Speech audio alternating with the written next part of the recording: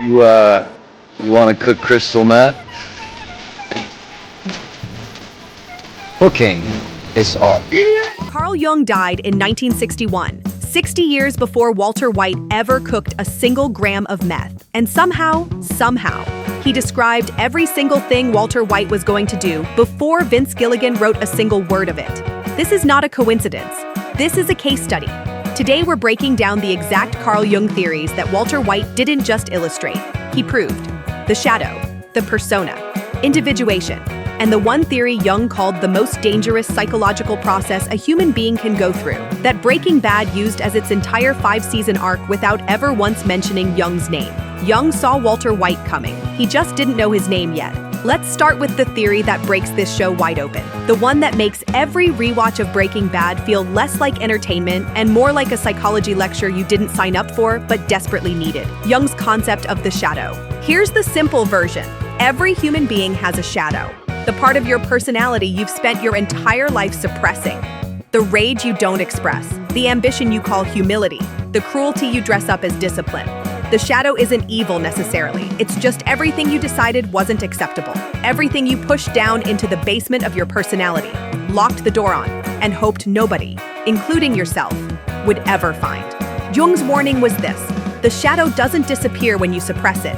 It grows, in the dark, quietly. And the longer you ignore it, the more powerful it becomes. Until one day something cracks the door open, a cancer diagnosis, say, or a 50th birthday, or a lifetime of feeling underestimated by everyone who was supposed to see you. And it walks out. And when it walks out, it doesn't introduce itself politely. It says, "Say my name." Walter White didn't create Heisenberg. Walter White uncorked him. Heisenberg was always in there, sitting in the basement of a man who co-founded a company worth billions, walked away from it for reasons he spent 20 years not talking about, and quietly suffocated inside a classroom that smelled like disinfectant and missed potential. That's not a man without a shadow. That's a man who built the thickest, most load-bearing lid in the history of American suburbia and sat on it for 2 decades. The cancer didn't create Heisenberg. The cancer just broke the lid. Okay, theory number 2, and this one is going to hit different. Jung called it the persona. And if the shadow is the thing you hide from the world, the persona is the thing you show it instead. It's the mask, the curated, focus-grouped, board-approved version of yourself that you present to your employer, your neighbors, your family, your students. The LinkedIn profile of your entire personality. And look, Jung wasn't anti-mask. He got it. You can't walk through the world with your full unfiltered psychology on display at all times without getting fired, divorced, or at minimum uninvited from Thanksgiving. The persona is necessary. Wear the mask. Play the role. Clock in, clock out. Go home. Make the casserole. The problem, Jung's problem, the one that kept him up at night, is when you wear the mask so long you forget there's a face underneath it. Walter White was Mr. White for so long he genuinely thought that was his personality. And what exactly is the persona of Walter White? Devoted husband, caring father, dedicated teacher, a man who accepts his circumstances with dignity and grace and absolutely zero complaints. A man who wears a birthday hat at his own surprise party and smiles like it doesn't cost him everything. A man who works 2 jobs, drives a car that apologizes for itself every time he starts the engine, and tells himself this is fine. This is enough. This is who I am. That's not a personality, Walter. That's a hostage situation. And here's what Jung knew that Walter White found out the hard way. When you spend 40 years maintaining the mask, you never build anything behind it. So when the mask finally cracks, there's nobody home. Just a chemistry teacher and a very large shadow. And suddenly, absolutely zero impulse control. Theory number 3, and this is the one that makes the entire 5-season arc make complete psychological sense in a way that should honestly be taught in schools. Jung called it individuation. And it sounds like a self-help book title, but stay with me because this one is genuinely wild. Individuation is Jung's term for the lifelong process of becoming fully yourself. Not the persona version of yourself, not the shadow version. The whole thing, integrated, conscious, complete. The process of taking every part of your psychology, the acceptable parts, the unacceptable parts, the parts you locked in the basement, the parts you put on the LinkedIn, and actually reconciling them into one coherent human being. Jung believed this was the entire point of psychological growth, the goal, the destination. And he also believed it was the most painful process a human being could go through, because you can't integrate what you won't acknowledge. And most people spend their entire lives refusing to acknowledge approximately 80% of who they actually are. Walter White's individuation process began the moment he said yes to cooking meth, which is, and I cannot stress this enough, not the recommended therapeutic pathway. Most people start with journaling. But here's what makes Breaking Bad genuinely Jungian and not just a cool crime show. Walter White's descent isn't random. It's not chaos. It follows the exact stages Jung mapped for individuation: confronting the shadow, dismantling the persona, integrating the parts of yourself you spent a lifetime denying. Except Walter White does every single step catastrophically wrong. He doesn't integrate his shadow, he becomes it. He doesn't dismantle his persona consciously. It gets blown up by a DEA investigation and a paper towel dispenser in a hospital bathroom. Jung described individuation as a hero's journey inward. Walter White turned it into a 5-season supervillain origin story.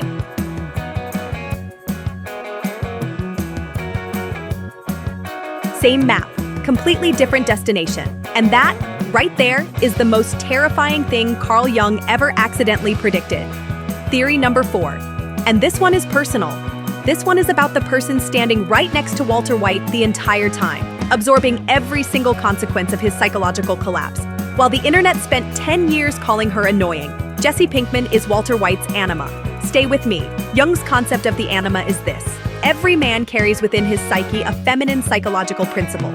Not gender, don't come at me in the comments, but the emotional, intuitive, feeling side of human consciousness that Western masculinity has spent centuries telling men to suppress, ignore, and under no circumstances cry about in public. The anima is the part of you that feels things fully, that connects, that grieves, that needs. Walter White's anima is so suppressed it has its own zip code. And then there's Jesse, who feels absolutely everything, all the time, loudly, messily, without any of Walter's carefully constructed psychological armor.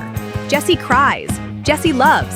Jesse cannot cook meth without eventually having a complete emotional breakdown about the human cost of cooking meth. Jesse is, in clinical Jungian terms, the most emotionally conscious character in the entire show, and Walter White cannot stand him for it. Here's what Jung would say about that. When a man violently rejects a quality in someone else, when it doesn't just bother him but genuinely enrages him, that quality is almost always something he has suppressed in himself.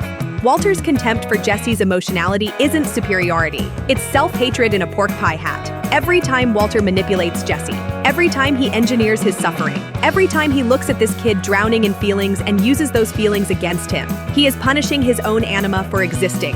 And Jesse keeps coming back, because that's what the suppressed self does. It doesn't know how to leave. Theory number 5. The one Jung considered the most dangerous psychological phenomenon a human being could experience. The one that doesn't just explain Walter White, it explains every person in your life who became completely unbearable the moment they got a little bit of power. Jung called it ego inflation. Here's the simple version. Ego inflation happens when the ego, your conscious sense of self, becomes so identified with something larger than itself that it loses all perspective on its own actual size.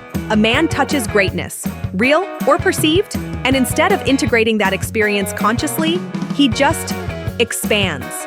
Fills the room, starts speaking in the third person, stops being correctable, starts believing that the rules that apply to every other human being on the planet were clearly written for smaller, less exceptional people than himself. Sound familiar? Walter White's ego inflation is so textbook Jung that it should come with a citation.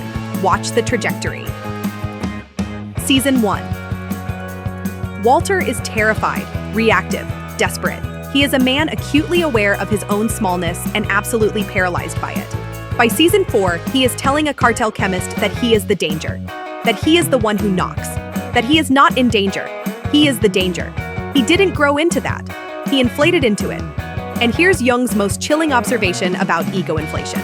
The inflated ego doesn't feel like arrogance from the inside. It feels like clarity, like finally seeing yourself accurately after a lifetime of underselling yourself. Walter White genuinely believes he is being honest with himself for the first time. He is actually the furthest from himself he has ever been. The shadow took the wheel, the persona dissolved, the individuation went catastrophically sideways, the anima got weaponized, and the ego just kept inflating, until there was nothing left of Walter White inside the thing wearing his face. I am the danger. I am the one who knocks. No, Walter.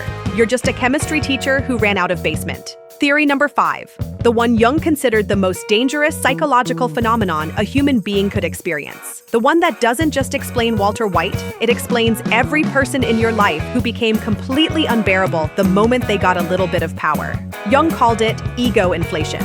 Here's the simple version. Ego inflation happens when the ego, your conscious sense of self, becomes so identified with something larger than itself that it loses all perspective on its own actual size. A man touches greatness, real or perceived, and instead of integrating that experience consciously, he just expands, fills the room, starts speaking in the third person, stops being correctable, starts believing that the rules that apply to every other human being on the planet were clearly written for smaller, less exceptional people than himself. Sound familiar? Walter White's ego inflation is so textbook Jung that it should come with a citation. Watch the trajectory. Season 1. Walter is terrified, reactive, desperate. He is a man acutely aware of his own smallness and absolutely paralyzed by it. By Season 4, he is telling a cartel chemist that he is the danger, that he is the one who knocks, that he is not in danger. He is the danger. He didn't grow into that. He inflated into it. And here's Jung's most chilling observation about ego inflation. The inflated ego doesn't feel like arrogance from the inside. It feels like clarity. Like finally seeing yourself accurately after a lifetime of underselling yourself. Walter White genuinely believes he is being honest with himself for the first time. He is actually the furthest from himself he has ever been. The shadow took the wheel. The persona dissolved. The individuation went catastrophically sideways.